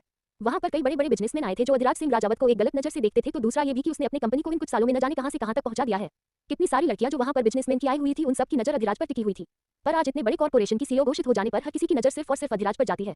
तभी राधिका आगे बोलती है, और हमने एक फैसला लिया है, उम्मीद करती हूँ कि हमारे बेटे को इससे आपत्ति नहीं होगी। अधिराज घूरकर उन्हें बस देखता रहता है क्योंकि उसकी मां समय पर तीर मार रही थी। तभी राधिका मुस्कुराते हुए बोलती है, हमने अपने बेटे के लिए एक लड़की को चुनी है। सभी आपस में कानाफूसी करने लगते हैं और वहां पर आए लड़कियों का तो दिल ही टूट जाता है। पर अगले ही पल राधिका बोलती है, और वह लड़की ही सरप्राइज है, आने वाले समय में हम आपको उसे लड़की से इंट्रोडक्शन करवाएंगे। सभी एक बार फिर तालियां गूंज उठती हैं। एपिसोड 7, मेरे शौक हर रात अलग -2 लड़कियों के है। सिद्यूज में, क्या तुम मुझे झेल पाओगी। अब आगे सगाई की फंक्शन हो चली थी। सभी मेहमान अब वहां से जा चुके थे। अनिरुद्ध भी अपने फैमिली वालों के साथ चला गया था। वही इस समय हाल में सिर्फ गिरवाल फैमिली और राजावत फैमिली थे। धीरेन्द्र जी राजन के साथ बैठे हुए थे तो वही विक्रम अमित के साथ कुछ डिस्कस कर रहा था। रचना, वैभव, प्रीतम और घर के सारे मेंबर सभी लोग बैठे हुए थे। तभी अधिराज कमरे से बाहर आते हैं और वह वहां से जैसे ही निकलने वाले होते हैं वैसे ही उन्हें दादाजी की तेज आवाज सुनाई देती है, रुकिए अधिराज। अधिराज के कदम रुक जाते हैं तो धीरेन्द्र जी बोलते हैं, हम इतना तो जानते हैं कि आप यहाँ पर आए हैं तो आप यहाँ रुकने के लिए साफ मना करेंगे, पर हम चाहते हैं कि आप शादी तक रुके और हमारी इज्जत का भी ख्याल रखें। और दूसरी बात, क्या आप पूछना नहीं चाहेंगे आपकी शादी किससे तय हुई है। अधिराज अपने जेब में हाथ डालते हुए उनकी तरफ मुड़ता है और बोलता है, हमें नहीं पता आपने हमारी शादी किससे तय की है, पर एक बात इतना याद रखना, जिस भी लड़की से शादी तय हुई है उसे यह जरूर बता देना कि मैं क्या हूँ। मेरे शौक क्या है, वो लड़की मेरी जिंदगी में तो आ जाएगी क्योंकि मैंने आपसे वादा किया था, आप जिस लड़की से कहेंगे उस लड़की से शादी करूंगा। पर एक बात आप याद रखिएगा, मैंने एक वादा आपसे और किया था, वह लड़की मेरी पत्नी तो बन जाएगी पर कभी उसे मैं अपना पाऊंगा कि नहीं यह मैं नहीं बता सकता, क्योंकि मैं किसी एक लड़की पर टिक नहीं सकता। मेरे शौक हर रोज अलग अलग लड़कियों के हैं। ये सुनते ही राधिका अपनी आंखें और मुठिया जोर से बंद कर देती है। राजन धीरेन्द्र की तरफ देखने लगता है। तभी अधिराज बोलता है, और सबसे अहम बात, मैं एक आग हूं और जो भी मेरे पास आएगा वह जलकर राख हो जाएगा, तो कोई ऐसा बना होगा जो मेरे ताप को सह सके, उसी को मेरे साथ साथ फेरे लेने के लिए बोलिएगा। उसकी इतनी कठोर और भारी आवाज सुन वहां पर सभी के चेहरे पर थोड़ी सिकन आ जाती है। बात की यही सच्चाई थी कि क्या कोई लड़की अधिराज के साथ टिक पाएगी। अधिराज बाहर से भले ही देखने में समुद्र की तरह शांत है, पर अंदर से उतनी ही ज्यादा उसके अंदर लहर तूफान और सुनामी भरी हुई है। क्या कोई लड़की उसके इस लहर के सामने टिक पाएगी। राधिका और धीरेन्द्र दोनों एक दूसरे को देखने लगते हैं, तो वही राजन थोड़े चिंतित हो जाते हैं। तभी अधिराज वहां से बाहर निकल जाता है। तभी वैभव जैसे ही उठता है वैसे ही रचना पूछती है, वैभव कहाँ जा रहे हो बेटा। तभी वैभव बोलता है, छोटी माँ मैं बस सुबह तक घर आ जाऊंगा। ये बोल वह अधिराज के पीछे चला जाता है। तो वहीं दूसरी तरफ प्रियांशु के कमरे में इस समय प्रियांशु, बरखा और सौमिता चारों ही बैठे हुए थे। आरू इधर उधर घूम रही थी। आरू के कांड हर किसी को पता चल चुकी थी। तो बरखा गुस्से में चिल्लाते हुए, आरू तेरा दिमाग खराब हो गया है, अगर थोड़ी सी चुप होती तो वो, अगर उन सब ने तेरे साथ कुछ किया होता तो। तभी आरू बड़े एटीट्यूड के साथ, मुझे कोई छू सके इतनी औकात किसी में नहीं है। तभी बरखा चिढ़ते हुए, अपना यह फिल्मी डायलॉग कहीं और मारा करो, हर जगह अच्छा नहीं लगता है। तभी आरू बोलती है, यार मैं यहाँ परेशान हूँ और तू मुझे और परेशान कर रही है। तुझे क्या लग रहा है वो हिटलर इस बात को इतनी आसानी से जाने देगी। जरूर जरूर कुछ ना कुछ उसके शातिर दिमाग में चल रहा होगा। एक तो वैसे ही जब देखो तब वो मुझे आदेश देती रहती है, ये तुम्हारे अंदर धन नहीं है, वह धन नहीं है, लड़की हो तो ऐसे रहना चाहिए, वैसे रहना चाहिए यार, ब्ला ब्ला। तभी प्रियांशु आरू के कंधे पर सर रखते हुए, यार मेरी जान तू सच बोल रही है, हमारी तो पूरी की पूरी आजादी ही उस हिटलर ने छीन रखी है और ऊपर से हमारे कॉलेज में भी हमारे नाम का वारंट निकाल रखी है। यदि हमारी तरफ से कोई भी गड़बड़ होती है तो सीधे कंप्लेंट उनसे की जाए। तभी आरू बड़े ही एटीट्यूड से अपना कॉलर उठाते हुए, पर वो तो आरू का कमाल है जिसका डर हमारे प्रिंसिपल सर के अंदर घुसा बैठा है। तभी बरखा अपने आईब्रो ऊपर करते हुए, वो डरते नहीं है तुझसे, वह अपनी बीवी से डरते हैं जो इत्तेफाक से हमारी बुआ है, क्योंकि बुआ तुमसे बहुत प्यार जो करती है। तुम्हारी बातों में आकर बेचारे मेरे फूफा जी यानी कि प्रिंसिपल सर को जो नाच नचाएंगी कि वो 15 दिन उनके आगे पीछे घूमते ही रह जाएंगे। सिर्फ इस वजह से वह तुझसे पंगा नहीं लेते हैं, समझ में आई बात। तभी आरू अपना बाल झटकते हुए, अरे यार कोई भी वजह है तो है ना। वैसे भी सच बताऊं, जब भी प्रिंसिपल सर को इस तरह से मेरी बात मानते हुए देखती हूं ना तो बड़ा प्यार आता है उन पर। तभी सौम्या थोड़ी नाराजगी से, आरू अपना बचपना कब छोड़ोगी, तुम अब बड़ी हो चुकी हो। आरू उसे घूरते हुए, अरे यार मैं 20 की ही हूं, 80 की नहीं हो गई हूं, अभी तो मेरे खेलने खाने के दिन है। तभी आदित्य अंदर आते हुए, खेलने खाने के दिन तो ठीक है, पर क्या तुम्हें पता भी है हमारे घर में एक हिटलर और हाजिर हो गया है। आदित्य को आता देख प्रियांशु जाकर आदित्य के पीठ पर चलते हुए, भाई। आदित्य गिरते गिरते बचता है और उसके सिर पर मारते हुए बोलता है, दूर से भी तो बात कर सकता है, इतना चढ़ने की जरूरत नहीं है। तभी आरू उसके पास जाते ही, आप अभी क्या बोल रहे थे भाई। तभी आदित्य, मैं ये बोल रहा था हमारे दूसरे डेविल इस घर में आ चुके हैं। प्रियांशु और आरू का चेहरा देखकर ही लग रहा था कि आदित्य के ऐसा कहने से उन दोनों के दिल की धड़कनें बढ़ चुकी थी। ऐसा नहीं था कि डेविल के आने पर इन्हीं दोनों की हालत खराब थी। हर कोई के अंदर सिर्फ एक ही डर था, पर इन दोनों की शैतानियों की वजह से इन दोनों को उससे डर लग रहा था। तभी आरू, अरे हमरे भैया सच बोले, हाँ तू मजाक करत बाना, हम पिछली बार तोहरे पॉकेटवा से पैसा निकले रही तो यही का सजा देता हूं ना। और जब हद से ज्यादा आरू घबराने लगती है तो उसे अपनी मां की भाषा में ही बोलने लगती है। आदित्य मायूसी से आरू के सर को सहलाते हुए, नहीं बच्चा, वह तो तेरा हक है क्योंकि मैंने तुझे अपनी बहन माना है, बट बात यहाँ यह है कि सच में डेविल यहाँ है और यह बात तुम लोग अच्छे से जानते हो कि उसे डिसिप्लिन कितना पसंद है। बेचारे आरू और प्रियांशु का मुंह रोने जैसा बन गया था और उनकी हालत देख बरखा और सौमिता के चेहरे पर स्माइल आ जाती है।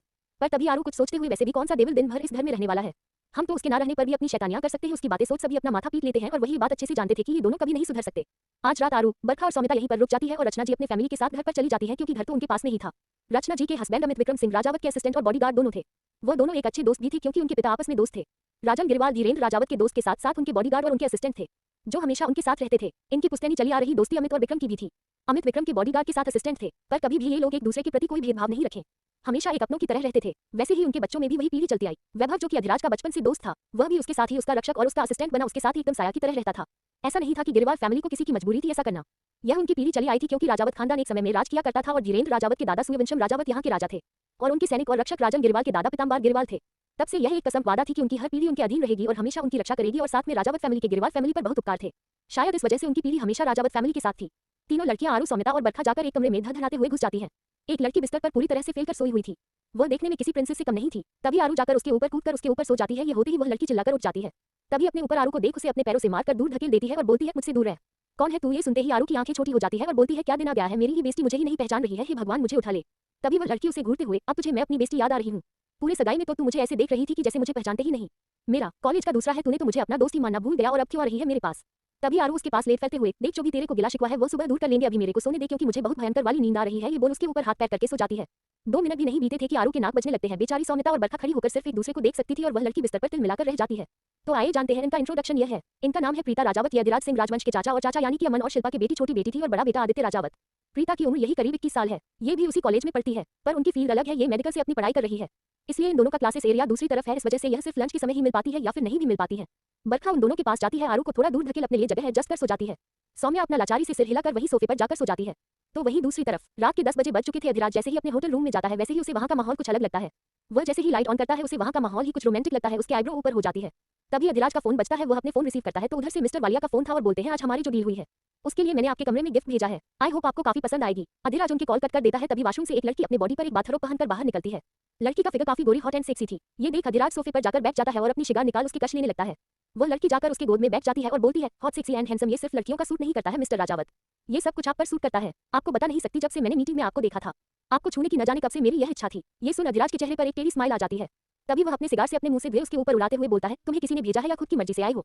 ये सुनते ही वह लड़की जिसका नाम एनी था वह बोलती है, एनी को जो पसंद आता है वह अपनी खुद की मर्जी से करती है और मुझे आप पसंद आए। तभी अधिराज सोफे पर टिकते हुए उसे अपने हाथों से दूर ढकेल देता है और बोलता है, मैं किसी से जबरदस्ती करता नहीं, पर कोई मेरे पास आता है तो मैं कोई संत नहीं हूं जो मैं उसे छोड़ दूं, और ना ही मेरी तुम्हारे साथ कोई कमिटमेंट है, पर मैं उस लड़की को नहीं छोड़ता जो खुद से अपनी मर्जी से मेरे पास आती है।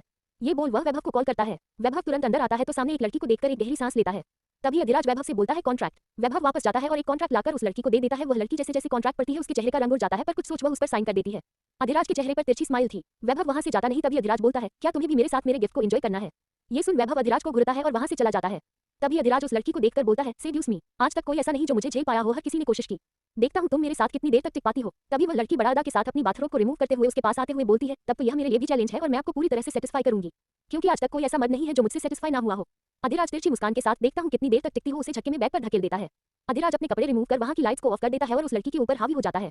कुछ देर तक तो वह लड़की उसका काफी साथ दे रही थी, पर पल पल समय बीतने के साथ उसकी सिसकियां और रोने में बदलती जाती है और वह रोने के साथ साथ अब चिल्ला उठती है और उसे छोड़ने की भीख मांगती रहती है, पर अधिराज उसे नहीं छोड़ता। वो रिक्वेस्ट करते हुए, मैं आपको नहीं झेल पाऊंगी, प्लीज मुझे छोड़ दीजिए, पर अधिराज नहीं रुकता और बोलता है, तुमने कॉन्ट्रैक्ट साइन की है, भूल गई। ये बोलते हुए ही अधिराज उसके ऊपर अपनी मर्दांगी दिखने लगता, पर अगले ही पल वह लड़की बेहोश हो जाती है। उसके बेहोश होते ही अधिराज उसके ऊपर से उसे छोड़कर खड़ा हो जाता है और वह अपने कपड़े पहन बालकनी में चला जाता है और फिर से अपने सिगरेट अपने मुंह में रखते हुए बोलता है, जिस दिन मुझे कोई सेटिस्फाई करने वाली लड़की मिल गई, उसे दिन सिर्फ एक लड़की पर ही मैं पूरी जिंदगी टिक जाऊंगा और वही मेरी जिंदगी जीवन संगिनी होगी, पर शायद इस जन्म में वो पॉसिबल नहीं है। ये बोल वह चांद को देखने लगता है। क्या अधिराज की ऐसी सोच रखने की हर लड़कियां ऐसा होती है? उसकी सोच कोई बदल पाएगी? एपिसोड 8, हिटलर ने ली आरू और प्रियांशु की क्लास हॉरस अपने रचना का बेलन उठाना। अब आगे। अगली सुबह आरू रूम में फैलकर किसी बच्चे की तरह सो रही थी। वह इस समय किसी बाबी डॉल से कम नहीं लग रही थी। उसने इस समय भी अपना वही लहंगा पहना हुआ था। वह किसी खूबसूरत सी जगह पर इस समय थी, शायद वह सपना था। तभी उसके चारों तरफ फूल और खूबसूरत सी गार्डन झरना दिखने लगता है और वही उस गार्डन में वह किसी प्रिंसेस की तरह कपड़े पहन वह वहां पर हर फूलों को छूते हुए और महसूस करते हुए जा रही थी। तभी उसे एक जगह खूबसूरत सा एक कमल का फूल दिखता है। वह उसकी तरफ जैसे ही बढ़ती है वैसे ही किसी की भारी सी आवाज आती है, वहां क्या कर रही हो लड़की, तुम्हारी यहाँ पर आने की हिम्मत भी कैसे हुई? ये सुनते ही वो प्यारी सी प्रिंसेस जो आरू के रूप में थी, वह डरकर सहम जाती है और अपने पीछे देखती है तो किसी लंबे चौड़े इंसान को देखते हैं जिसके दो नुकीले दांत थे और उसके सिर पर दो सिंग। ये देखकर बुदबुदाती है डेविल, फिर जोर से चिल्लाती है, नहीं। ये कह वह उठकर बैठ जाती है। उसके इतनी तेज चिल्लाने से वहां पर खड़े सभी लोग एक बार के लिए डरकर पीछे हो जाते हैं और एक गहरी गहरी सांस लेने लगती है। तभी आरू जैसे ही अपनी आंखें खोलती है, सामने खड़े इतने लोगों को देख फिर से वो डरकर अपनी आंखें बंद कर लेती है। तभी उसे किसी के चिल्लाने की आवाज सुनाई देती है, बेवकूफ लड़की, अपनी आंखें खोल, क्या तुझे हम कोई शैतान दिखते हैं? किसी की जानी पहचानी आवाज सुन आरू अपनी आंखें खोलती है तो सामने शैतान तो नहीं, लेकिन शैतान के दोस्त जरूर खड़े थे। वहां पर बरखा, प्रियांशु, सौम्यता, प्रीता सभी उसे घूरकर देख रहे थे। आरू अपने सीने पर अपने हाथ रखे गहरी सांस लेकर बोलती है, क्यों तुम लोग चुड़ैल के जैसे मेरे आगे पीछे खड़े हो? अरे यार, छोटी सी बच्ची हूं, डरा कर मारना चाहते हो? ये बोल वह सुबकने लगती है। उसके ऐसे रोने से सभी एक पल के लिए घबरा जाते हैं क्योंकि आरू बहुत कम ही रोती थी। तभी बरखा परेशान होते हुए उसके पास आकर होती है, क्या हुआ बेटू, तू क्यों रो रही है? आरू अपने आंसू पोंछते हुए, मुझे सपने में फिर से वही शैतान दिखा। ये सुनते ही सभी एक गहरी सांस लेते हैं क्योंकि यह हमेशा से होता था कि जब भी उसके सपने में वो दोनों नुकीली दांत वाला शैतान आता था तो आरू की हालत खराब हो जाती थी। बरखा उसे अपने गले लगा उसके सर को सहलाते हुए, अच्छा चुप हो जा, चल अभी तुझे सच में शैतान से मुकाबला करना है। ये सुन आरू बरखा को देखने लगती है तो बरखा हाँ में सर हिला देती है। कुछ देर बाद प्रियांशु और आरू किसी मुजरिम की तरह हाल में खड़े थे। वह सभी इस समय हाल में ऐसे खड़े थे जैसे न जाने कितने लोगों का कत्ल किया हो और उसके सामने पूरा राजावत परिवार बैठा था। सिर्फ अधिराज को छोड़कर राधिका जी अपनी सोफे पर बैठी हुई थी और आरू और प्रियांशी को बड़े शिद्दत से घूर रही थी। तभी आरू एक आंख उठाकर दादी की तरफ देखती है जैसे कुछ रिक्वेस्ट कर रही थी, पर दादी लाचारी से सिर्फ ना में सिर हिलाती है। आरू मायूस होकर फिर से एक बार आदित्य को देखती है तो आदित्य अपने कंधे उचका देता है तो आरू मन में बोलती है, आपसे तो बदला मैं लेकर रहूंगी। उसके बाद लास्ट जो बचे थे वो थे दादा। वह उनकी तरफ देखती है तो दादा भी कुछ रिस्पांस नहीं करते। अब आरू हार मान चुकी थी। वह अपने मन का फट्टू तोते की तरह बोलना शुरू कर देती है, हिटलर, हमने ऐसा कुछ नहीं किया। तभी वह अपने दांतों तले जीभ दबा देती है क्योंकि उसने फ्लो में राधिका जी को हिटलर कहा था। अपनी बात को संभालते हुए, मेरा मतलब रानी साहब, हमने ऐसा कुछ नहीं किया है ना। वह मुझे परेशान कर रहा था तो वहां पर मेरी आवाज सुनने वाला कोई नहीं था, इसलिए मैंने। तभी प्रियांशु बीच में बोलता है, मां सिर्फ इसने नहीं, हमने। बस वह इसके आगे और बोल पता। तभी राधिका की तेज आवाज आती है, चुप करो तुम दोनों, मुझे यहाँ पर कोई एक्सक्यूज नहीं सुनना। तुम दोनों को एक दूसरे की गलती मानना नहीं है, सिर्फ एक दूसरे को बचाना है। तुम्हें क्या लगता है मैं बेवकूफ हूं कि तुम्हारे इन फालतू दलीलों पर, बातों पर विश्वास कर लूंगी? घर में सीसीटीवी कैमरा नाम की भी कोई चीज है। अब तुम दोनों की जो हरकत की है ना, उसमें मुझे सब कुछ साफ साफ दिख भी रहा है और सुनाई भी दे रहा है। ये बात जैसे ही आरू और प्रियांशु के दिमाग में आती है, वो दोनों एक दूसरे को देखते हैं और दोनों ही एक दूसरे से कहते हैं, अरे यार, हमसे इतनी बड़ी गलती कैसे हो गई? हमें कम से कम सीसीटीवी कैमरा का फोटोज तो डिलीट कर रहा ही चाहिए था। ये बात इतनी तेज में और बेख्याली में बोलते हैं कि उन्हें समझ नहीं आता कि वह किसी का पारा और बढ़ा रहे हैं। तभी राधिका की आवाज आती है, अच्छा तुम लोग अपनी आदत से बाज नहीं आओगे। तभी उन दोनों को एहसास होता है और वह दोनों ही अपने आपस में उंगली को फंसाकर अपना सिर नीचे कर लेते हैं। तभी दादी बोली, राधिका बहू, आखिर उसमें बच्चों ने क्या किया? गलत तो उन सब ने किया। हमारे ही घर में आकर हमारी ही बच्चियों पर अपनी बुरी नजर डाली। आखिर अपने आप को बचाने के लिए ही तो उन सभी के साथ ऐसा किया। तभी राधिका दादी को घूरते हुए, बात बचाने की नहीं है मासा, बात यह है कि इन दोनों का तरीका गलत था। इन्हें हम में से किसी को बुलाना चाहिए था, नहीं तो बहुत सारे तरीके थे, पर यह कौन सा तरीका था जो अरुंधति ने अपनाया? तभी आरू बीच में बोलती है, रानी सा, मेरा नाम आरू है। तो राधिका उसे घूर कर देखती है तो आरू अपने आप चुप हो जाती है। तभी राधिका वार्निंग भरे लहजे में, लास्ट वार्निंग दे रही हूँ, यदि ऐसा कुछ भी हरकत की तुम दोनों ने तो मुझसे बुरा कोई नहीं होगा, और यदि तुम लोग के साथ ऐसा कुछ होता है तो घर में इतने सारे लोग हैं और कॉन्टैक्ट भी है तुम्हारे पास, उसका यूज करना। ऐसे फालतू हरकत तुम सभी को शोभा नहीं देता है। ये बोल वह अपने रूम की तरफ चली जाती है। वह जैसे ही वहां से जाती है वैसे ही आरू और प्रियांशु, जो न जाने कब से सांस रोककर खड़े थे, वह एक गहरी सांस लेते हैं और सामने देखते हैं और रोतलू सा मुंह बनाते हुए आरू जाकर दादू के पास बैठकर बोली, दादू आपने ऐसा बहू क्यों लाया? एकदम खड़ूस है कि हिटलर है, पता भी है, मुझे डर लगता है। उसकी बात सुनकर वहां पर बैठे सभी लोग खिलखिलाकर हंसने लगते हैं। तभी विक्रम जी उसके सर पर हाथ रखते हुए I am proud of you बेटा। मुझे खुशी है तुम लोगों ने जो भी किया तरीका थोड़ा गलत था पर उस समय आपको जो समझ में आया तुमने खुद को बचाने के लिए किया और खुद के बचाने के लिए यदि किसी का कत्ल भी कर दिया जाए तो वह भी माफ होता है। पर बेटा अभी जो राधिका जी ने कहा उस बात पर भी जरा गौर करना। ये बोल आरू का सर सहला देते हैं तभी प्रियांशु झूठ मूठ कर रोते हुए पापा आप सिर्फ आरू से प्यार करते हैं। विक्रम जी उसके सर पर चपत लगाते हुए मैं अपने सारे बच्चों से प्यार करता हूँ। आरू विक्रम जी के गले लग जाती है तभी दादी बोलती है अरे उन दोनों छोरे ने जो मेरी छोटी सी बच्ची को परेशान कर रहा था उसे तो अच्छे से मजा चखाऊंगी बस मेरे सामने कभी मिल जाए। प्रियांशु और आरू के तो बल्ले बल्ले हो जाते हैं सारे घर की स्पोर्टेड उसके पास हो जाते हैं। वही बरखा सौम्यता खुद को ही बस नागवारी में सर हिलाती रह जाती है। और वही ऊपर खड़ा अधिराज जो कि रात को ही घर में आ चुका था वह अपने जिम एरिया से बाहर आता है तो ऊपर के एरिया से हाल के नीचे ताकता है और सब कुछ सुन रहा था और समझ रहा था। वह आरू को बड़े गौर से देख रहा था और उसकी हरकतों को भी तभी मन में बोलता है सारी लड़कियां एक जैसी होती हैं चेहरे पर कुछ और पीठ पीछे कुछ और या कह वह वहां से चला जाता है। वही दूसरी तरफ गिरवाल फैमिली के घर पर इस समय सभी हाल में बैठे चाय इंतजार कर रहे थे। तभी रचना बड़बड़ाते हुए ये लड़की वहीं पर रहती है जैसे कि वही उसका घर हो। अरे यहाँ भी घर नाम की चीज है माँ उसका इंतजार कर रही है। लड़कों के साथ घूमती रहती है घर का कोई उसको ख्याल नहीं है इतनी बड़ी हो गई है यह नहीं कि माँ की कोई हेल्प करे और उसको ये बोलते जा रही थी और किचन में चाय छानती जा रही थी। तभी लता बोलती है काकी छोटी बच्ची है क्यों उसके बारे में इतना परेशान होती है। अरे जिस दिन बड़ी होगी अपने आप समझदारी आ जाएगी। तभी रचना जी उसे डपकते हुए उसको सबसे ज्यादा बिगाड़ने वाली इस घर में तुम ही हो। अरे खुद को देखो कितनी उम्र है तुम्हारी 24 से 25 साल की उम्र है घर के सारे काम करती हो हर चीज तुमको आता है कल तो तुम्हारी शादी होगी अच्छे घर जाओगी सब कुछ संभालोगी और एक ही लड़की है जो 20 साल की हो गई उसकी चाय तक बनाने नहीं आता ससुराल में जाएगी तो करेगी क्या। तभी लता मायूस होकर बोलती है उसके पास उसका इतना बड़ा परिवार है जी लेने दीजिए जिंदगी मेरा भी कोई अपना ऐसा परिवार होता है तो मैं भी अब तक हंसती खेलती पर मुझे नहीं पता था मजबूरी हर चीज सिखा दिया। रचना को जैसे ही ख्याल आता है कि उसने बेख्याली में क्या कुछ बोला है वह लता के पास जा उसका चेहरा हाथों में लेते हुए लता तुम अपने आप को कभी अकेला मत समझो हम सब तुम्हारे परिवार हैं। तुम्हें कभी अपने आप को अकेला समझने की भूल करना भी मत। तभी वहां पर आरू आते हुए हाँ लता दीदी और वैसे भी आप तो मेरी सबसे प्यारी दीदी हो जो मुझे हर चीज बनाकर खिलाती हो। नहीं तो एनस कुछ भी मांगने पर भी कहती है खुद बनाकर खा लो।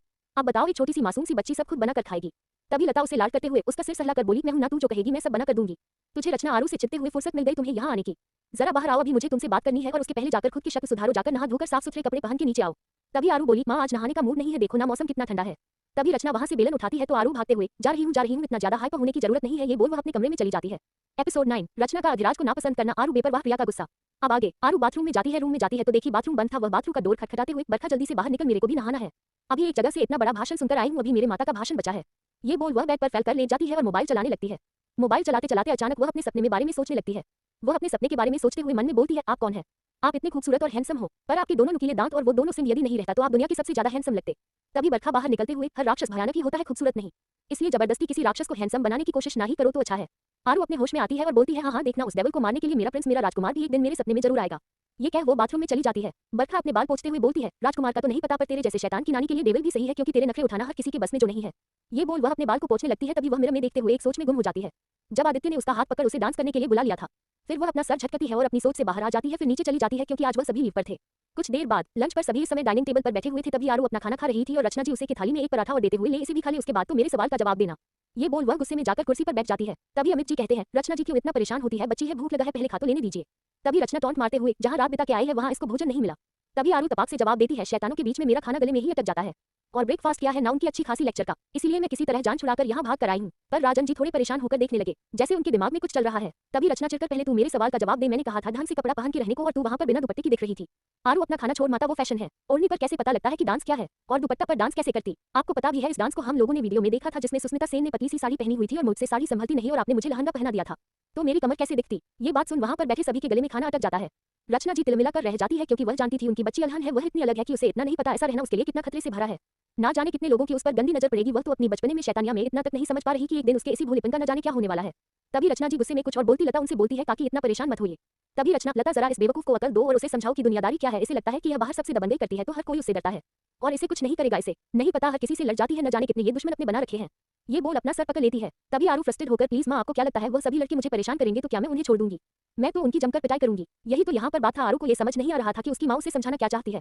सभी की आपस में बात हो ही रही थी तभी वैभव की आवाज आती है मेरे बिना ही लंच किया जा रहा है। ये सुन आरू जहाँ उठती है वो तुरंत वैसे ही उठती है और जाकर वैभव के गले लग जाती है और वैभव भी उसे कमर से पकड़ होकर उसे एक राउंड घुमाते हुए बोलता है अरे मेरा बच्चा संभाल के। तभी वैभव उसको वैसे ही उठाते हुए चेयर पर बैठाता है तभी खुद के देखता है जिसकी शर्ट पर आरू के खाने के दाग पड़ गए थे। जब आरू ये देखती है तो प्यारा समूह बनाकर बोली सॉरी भाई। वैभव उसके सर को सहलाकर उसके माथे को चुम बोलता है इट्स ओके आरू। तभी बरखा उठती है वैभव के सीने से लग जाती है। वैभव उसके भी माथे पर चुमकर वहां पर बैठता है। तभी ब्रजेश जी बोलते हैं आज आप 3 साल बाद आ रहे हैं।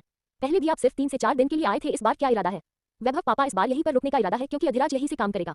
सभी उसे देखने लगते हैं तभी आरू बेख्याली में भाई यह अधिराज कौन है। आरू ये पूछ अपना खाना खाए जा रही थी पर सभी लोग आरू को देखने लगते हैं जिसका उसे होश नहीं था। तभी रचना बोली पर मुझे तो वह लड़का बिल्कुल पसंद नहीं है। कैसी सोच रखता है और देखने में ही कितना क्रूर और घमंडी लग रहा था। न जाने कौन उससे लड़की शादी करेगी और कौन उसे अपनी बेटी देगा। जो अपने शर्त अपने दादा से कह रहा था तौबा तौबा कौन उस इंसान से संबंध बनाएगा। ऊपर से हर लड़कियों के साथ। ये कहते कहते वो चुप हो जाती है। अमित और राजन एक दूसरे को देखने लगते हैं। तभी वैभव अधिराज की तरफ से पक्ष लेते हुए बोलता है, ऐसी बात नहीं है छोटी माँ, वह चाहे जितने भी गुरूर में हो, चाहे जितना भी जिद्दी हो, पर वह कभी किसी के साथ आज तक कोई जबरदस्ती नहीं किया है। हर लड़की खुद उसे प्रवोक करती है। तभी रचना जी बोलती है, तो क्या उसके ऊपर जो इल्जाम लगा था वह सब गलत है? और अभी तुमने क्या कहा कि उसे कोई प्रवोक करता है? तुम भी तो कम हैंडसम नहीं हो, या यूं कहूं उससे लाख गुना सुंदर हो, तो तुम्हारे ऊपर भी तो लड़कियां मरती ही होगी। तुमको कोई बहकाए तो तुम क्यों नहीं फिसलते हो? उसकी बात सुन सभी लोग नागवारी में सिर हिला देते हैं। वैभव कोई जवाब नहीं देता है तो रचना जी बोली, अभी तुम ऐसी बात कर रहे हो, पर सच सच बताना, यदि कभी अपनी बहन ऐसे आदमी को देने की बात हो तो क्या तुम अपनी बहन की शादी उस इंसान से करना चाहोगे?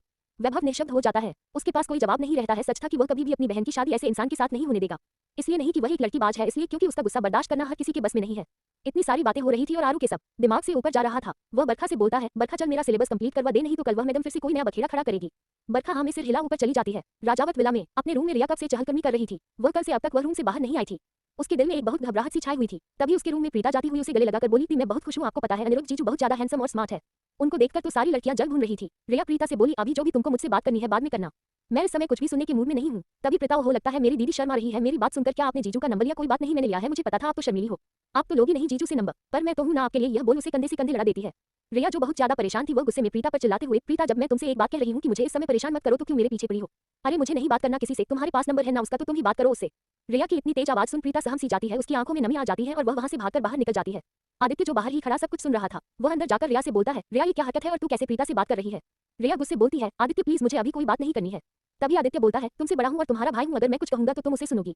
ये बोल उसके कंधे से पकड़ते हुए बोलता है, तुम्हें एक बात समझ नहीं आती कि जिस इंसान के लिए तुम अपनों के ऊपर इतना गुस्सा झाड़ रही हो वह इंसान तुम्हारे लायक नहीं है। रिया भी उसे गुस्से में भड़कते हुए, पर मैं उसे प्यार करती हूँ। आदित्य भी गुस्से में, प्यार करती हो तो इसका मतलब यह नहीं कि तुम प्यार में इतनी अंधी हो जो उसकी घिनौनी हरकत भी ना देख सकूं। तुम्हें क्या लगता है वह तुमसे शादी करेगा? और इनफैक्ट वह शादी करेगा भी तो सिर्फ और सिर्फ तुम्हारी जायदाद से। और जिस दिन बड़ी मां को ये बात पता चली उस दिन तुम्हें अच्छे से पता है तुम्हारे साथ क्या होगा। तुम्हारी शादी जो एक हफ्ते बाद होने वाली है ना, वह आज की आज करवा देंगी। ये बोल वह उसे छोड़ बोलता है, मैं लास्ट बार वार्निंग दे रहा हूँ रिया, कोई भी ऐसी हरकत मत करना, कहीं ऐसा ना हो कि मैं बड़ी मां से कहने के बजाय मैं आज रात भाई से सब कुछ बता दूं। अधिराज का नाम सुन रिया चुप हो जाती है और वह रोते हुए बिस्तर पर बैठ जाती है। आदित्य वहां से निकलते हुए, खुद को एक बार सोचो रिया कि जो इंसान तुमसे प्यार करता है तुम्हें किसी और से सगाई करने कैसे दे सकता है? एपिसोड 10, वैभव को आरू के लिए अधिराज की इनडायरेक्टली धमकी, एआर की वापसी। अब आगे आदित्य अपनी बात कहकर रिया को वैसे ही छोड़कर चला जाता है। रिया अपनी आंखें बंद कर बिस्तर पर ले जाती है और बोलती है, तुम सब क्यों नहीं समझ रहे हो, वह मुझसे बहुत प्यार करता है। उसे मेरी माँ ने धमकी दी है। जिस माँ को बताने की बात कर रहे हो वह माँ तो उससे पहले ही मिल चुकी है। मेरी माँ ही मेरी सबसे बड़ी दुश्मन है। मैं आखिर जाऊँ तो जाऊँ कहाँ? ये बोल उसकी आंखों से आंसू आ जाता है। वही एक बड़े से बिल्डिंग के सामने जो दिखने में 7 से 8 मंजिला था। उसके बाहर का एक बहुत बड़ा सा लोगो लगा हुआ था और इतनी स्टाइलिश से डायमंड से बनवाया गया था कि उसकी शोभा ही बता रही थी कि वह कितनी बड़ी कंपनी है। ये कंपनी अधिराज राजावत के नाम पर बनाई गई थी। ये कंपनी की शुरुआत राधिका राजावत ने की थी। धीरेन्द्र राजावत ने अपनी पूंजी उस कॉलेज में अपने सबसे बड़ी इन्वेस्टमेंट की थी। विक्रम राजावत एक आर्मी ऑफिसर थे। उस समय राधिका की शादी विक्रम राजावत से लव मैरिज हुई थी। विक्रम के ज्यादातर बाहर ड्यूटी पर रहने से वह घर में काफी अकेली रहती थी, इसलिए उन्होंने अपनी ये कंपनी की शुरुआत की थी। अपने बड़े बेटे के नाम पर वह कंपनी में पहले फैशन डिजाइनर से कंपनी की शुरुआत की थी। शुरुआत से उनकी प्रोग्रेशन काफी अच्छी थी। शायद उनके नाम के आगे राजावत जुड़ना ही उनकी सबसे बड़ी प्रोग्रेस था। धीरे धीरे कंपनी आगे बढ़ती गई और उन्होंने अपने कंपनी में काफी कुछ हेड करते गई और धीरे धीरे उनकी कंपनी लोगों की नजर में आने लगी। फिर जब अधिराज 20 साल का हुआ तो वह उनकी कंपनी को ओवरटेक कर लिया और उसके बाद उसने अपने सपने डायमंड की बिजनेस और कंस्ट्रक्शन और फैशन डिजाइनिंग के जरिए उसने उसमें ज्वेलरी का काम किया।